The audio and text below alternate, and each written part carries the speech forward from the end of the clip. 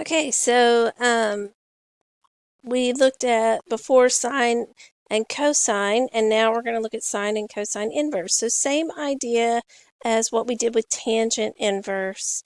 When you don't know the angle, that's when you're going to use sine inverse and cos inverse. So keep in mind sine inverse and sine and sine inverse are opposites, just like multiplying and dividing are opposites, or adding and subtracting are opposites, and cosine inverse are opposites. So I put the table over here, again, to remind you the origins of all this, right?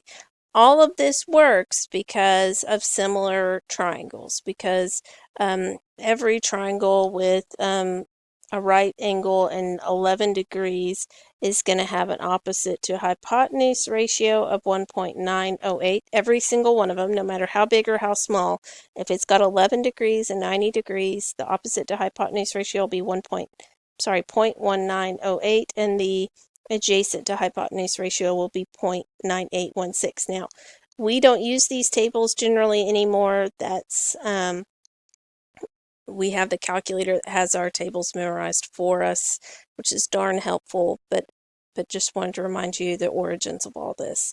So on this one, again, you're having to diagnose if it's sine, cosine, or tan based off of the sides you have. So across from x would be opposite, across from 90 would be hypotenuse. And so you can reference earlier in your notes, or you can look above the marker board in my classroom, and you will see that opposite and hypotenuse is sine. So we would say sine of the angle, sine of x, is equal to opposite over hypotenuse, 6 over 9. Doesn't matter if you reduce that to 2/3 or not. And then I'm going to do some notation here. I'm not real worried about you knowing the notation, but essentially we are, you know what, I'm even going to dial it back another step. Technically what we are doing is we are sine inversing both sides. Again, not worried that you can write out this step, but you'll see what I did here is here's the 6/9, here's the sine x, and all I did was write a sine inverse in front of each of those. And, oh, sorry. And so just like I said, sine and sine inverse are opposites, so they technically cancel each other.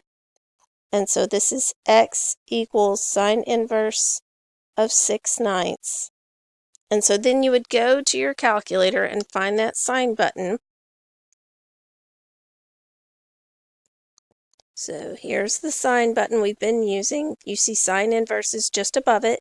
So we're going to press second and the sine button of 6 divided by 9, or 2 divided by 3, same thing, you'll get the same answer.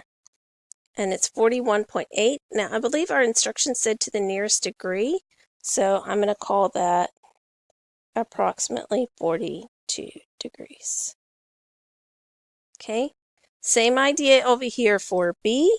The only difference on this one is this is adjacent and hypotenuse, and so this is cosine. Again, you got to look up at your options and see which one involves adjacent and hypotenuse.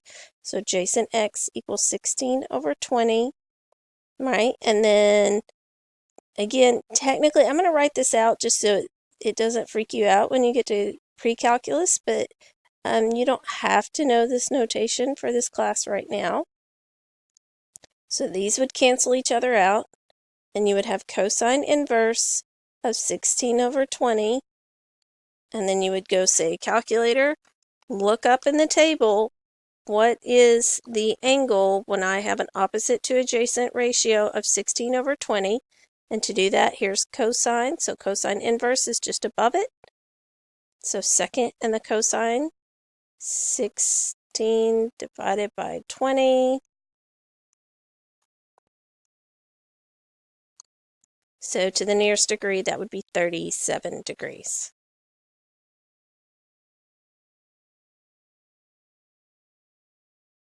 Okay, so I'm going to pause the video, or I'm going to ask you to pause the video here, and you try this one down below. Okay, so opposite and hypotenuse sides, that means we're going to do sine. So sine x equals 4/5. Then we had to sine inverse in order to find the angle, and sine inverse in my calculator of 4/5 came out to be 53 degrees. Okay, so that's the end of this video, and I'll see you in the next one.